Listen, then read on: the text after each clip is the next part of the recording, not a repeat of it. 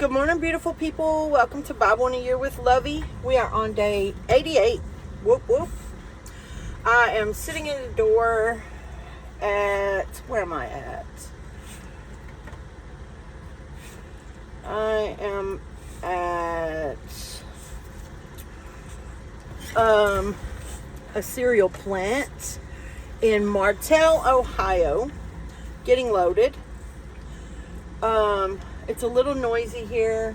I have to have my windows down some because otherwise we will die of heat. But it's pretty cool over here in Ohio right now. So luckily we're okay having the windows down. Anyways, we're going to run through this kind of quickly, considering I don't know how long they're going to take to load me, but I know they're already started. And I don't want to go any further with my day until I complete Bible in a Year for the day. So, we're going to read Judges 7 and 8, and then we're going to flip over to Luke chapter 5 and read it about halfway. So, if y'all are ready, we're reading the Life Application Study Bible, 3rd edition, New Living Translation, for anybody interested in following along. Let's dive right in. Judges chapter 7. So, Jerubbaal, that is Gideon, and his army got up early and went as far as the spring of Harod. The armies of Midian were camped north of them in the valley near the hill of Moreh.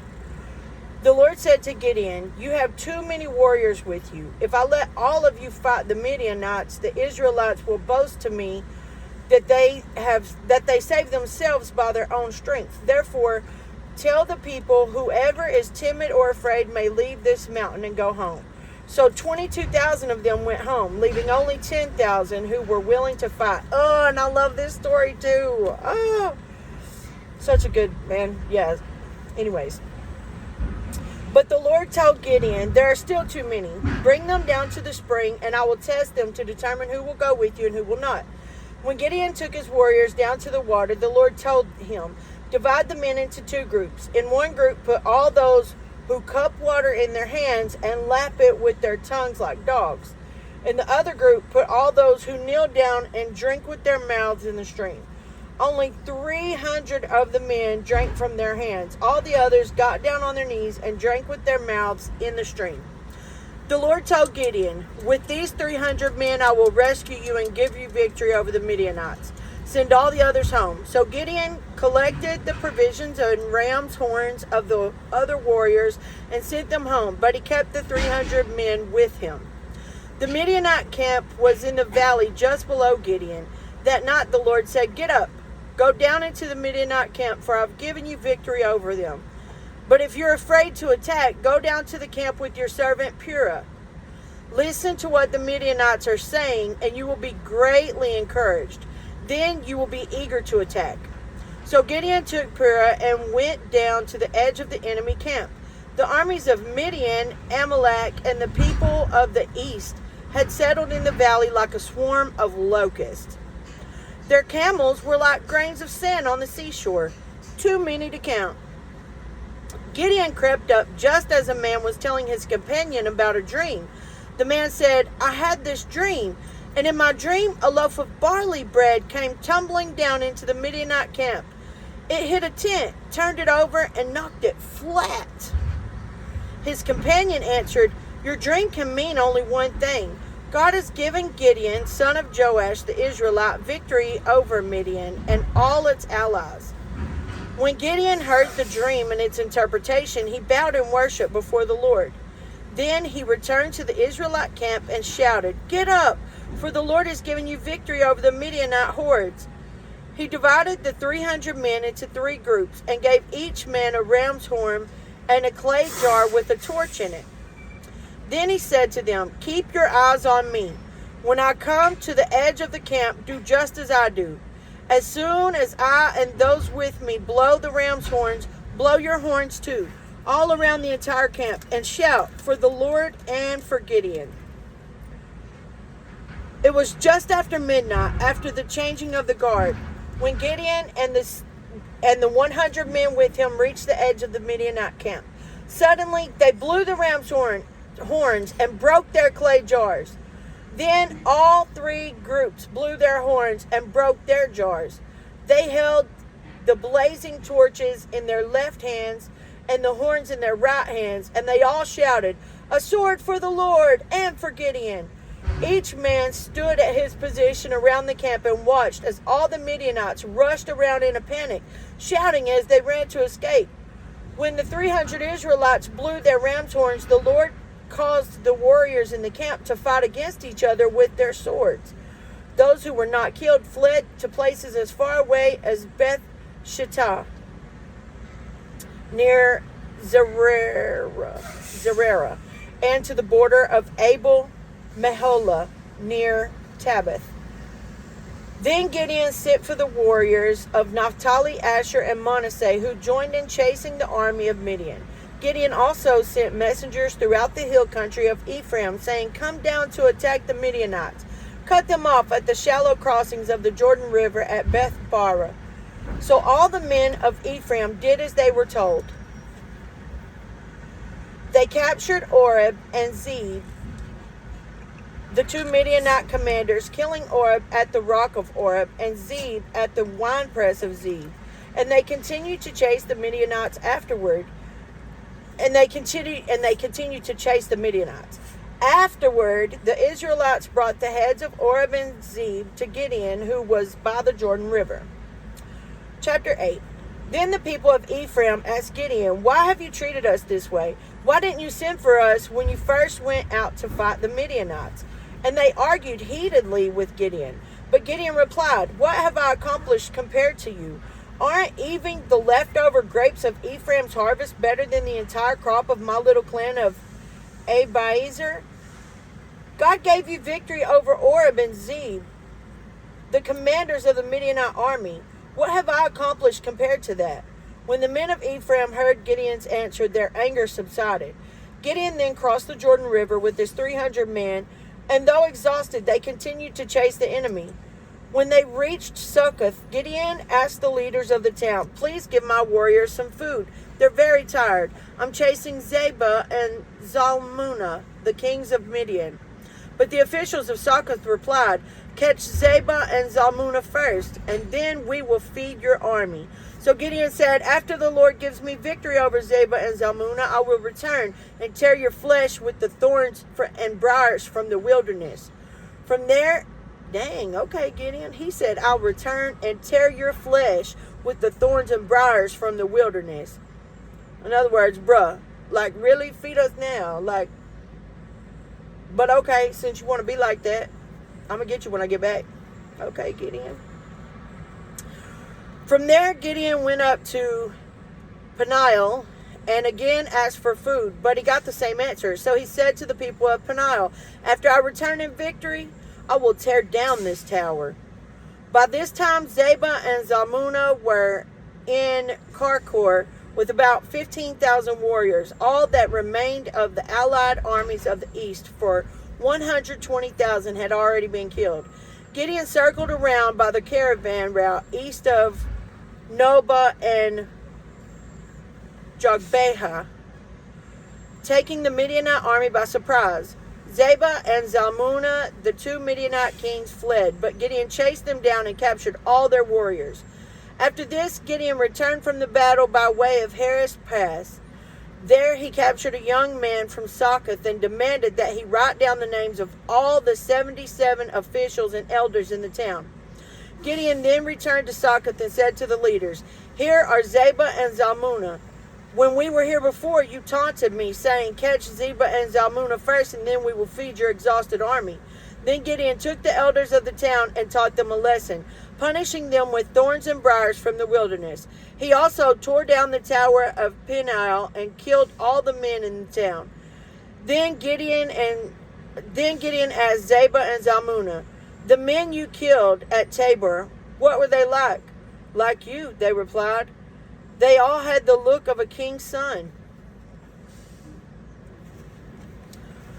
"They were my brothers, the sons of my own mother," Gideon exclaimed. "As surely as the Lord lives, I wouldn't kill you if you hadn't killed them."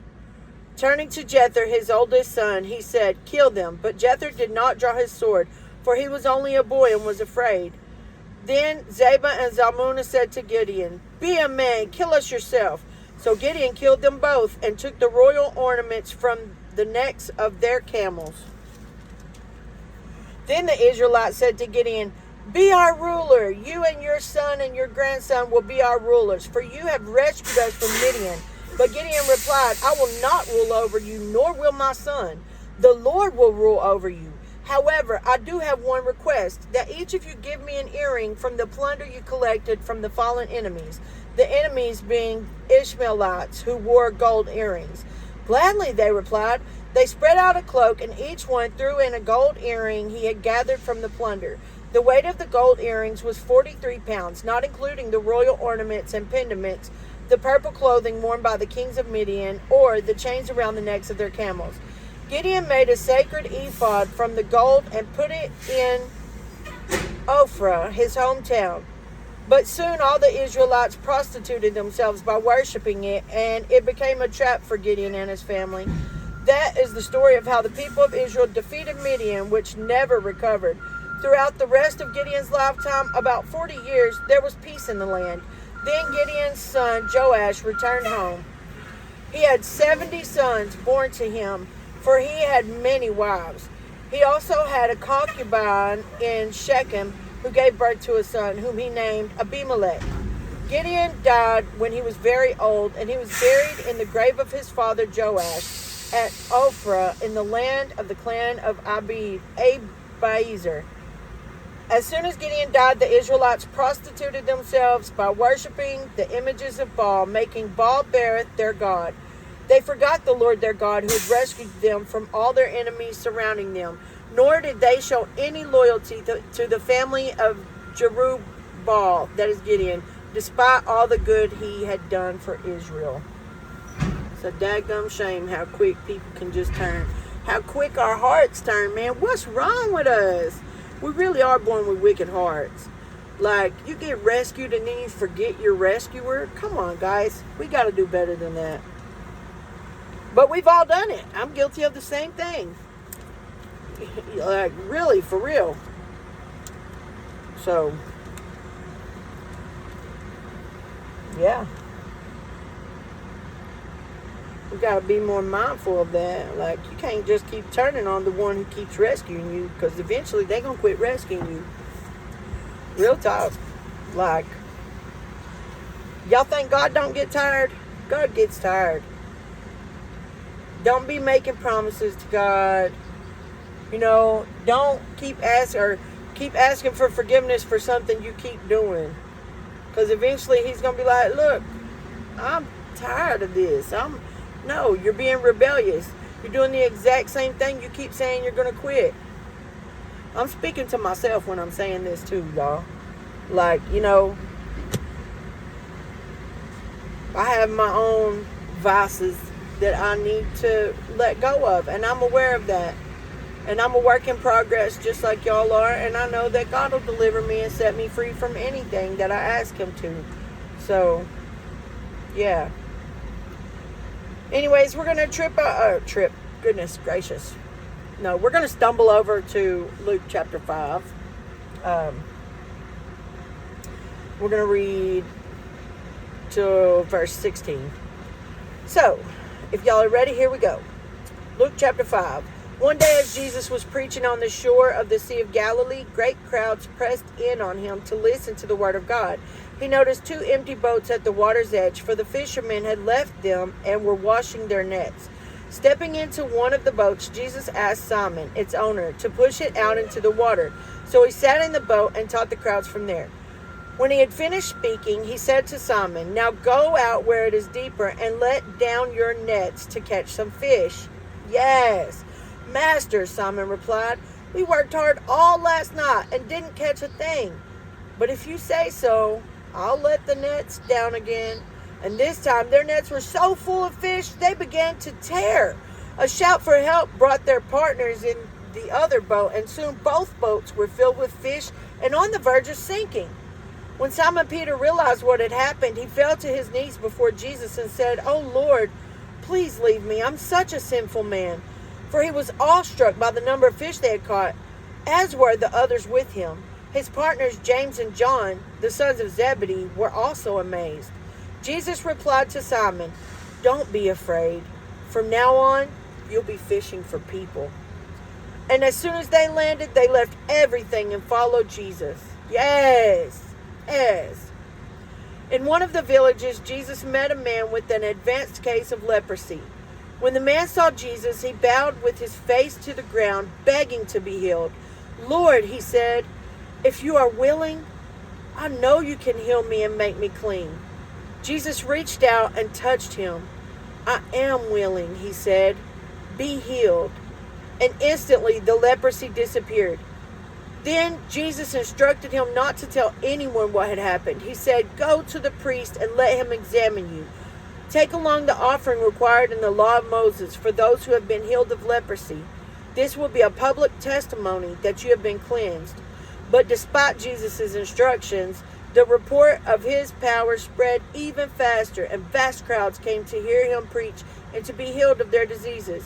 But Jesus often withdrew to the wilderness for prayer. Now, I just want to point out, okay, so, and I say this in, one of the videos I'm going to share just of my travels. I'm just randomly talking. It doesn't have anything, anyways, y'all will see it for yourselves when I post them. So right here, okay, first off, if we have the authority through the Holy Spirit to heal and cast out demons and, all the things, and we believe and truly have faith that we have the authority to do such, then we should not have to pray for hours to see the thing happen. Because if our faith is strong enough, we should know it's going to happen. I have the authority that I was given through the Holy Spirit from Jesus Christ to cast out demons, to say, "Be healed," and see it happen. Jesus didn't use a lot of words. I want y'all to notice as we're going through that when he does miracles, he doesn't say a lot. He says, one, "I am willing." Then he said, "Be healed." Literally 5 words. And the man was healed of leprosy. 5 words. How strong is your faith? Do you truly believe that you have the authority Jesus gave you to do the exact things that he did? Do you truly believe that you can perform the same miracles that Jesus Christ did? Or is there just a tiny bit of doubt in you, and that's why you have to pray for hours and hours to even somewhat believe maybe possibly something could happen? I just want y'all to think on that. I think, you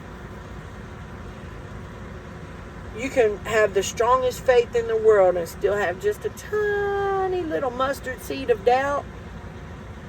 And that little bitty little seed of doubt poisons your whole garden of faith.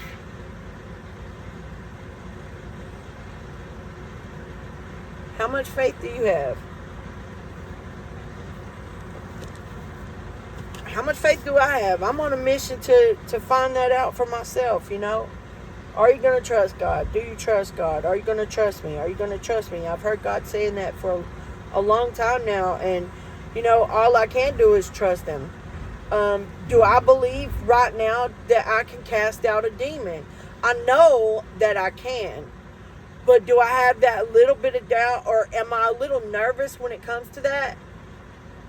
Yeah, I think it makes me a bit uncomfortable, Maybe because some of the demons that, need to be cast out are familiar to me because they used to be a part of me. I used to have those same demons, and maybe eventually I'll be more comfortable with it. But right now, no, I wouldn't even try to. I'm not going to lie. I've been face to face with it and been like, look, you need to get deliverance, but not from me. I mean, I'm just being oh so serious. Like, let's just be real here. And healing, I believe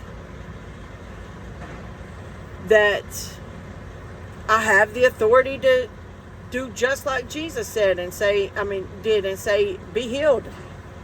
And it will happen. But regardless, my flesh is still like, that's why Jesus had to show me with proof that he was talking to me, because even though I knew he was, I still needed proof, because my spirit is strong, but my flesh is questionable, just to say the least, and that kind of goes with all of us. We're all like that. We're made that. We're created that way. We were born with wicked hearts, we're raised in a society that poisons our minds. And so, I believe it takes time to get to that place to where you're like, you know what? I know I can do this. So until then, we just pray about it and trust that, God's will is going to be done. With all that said, man, I hope y'all enjoyed today's study. Remember, I'm sorry about the noise in the background. I have no control of that. But if you want to see the change, you have to be the change. We lead by example. We follow by design. If it ain't a God thing, it ain't a good thing. I hope y'all have a wonderful, blessed rest of the day. I hope y'all go out and bless somebody else and that y'all love like Jesus. And I'll see y'all tomorrow.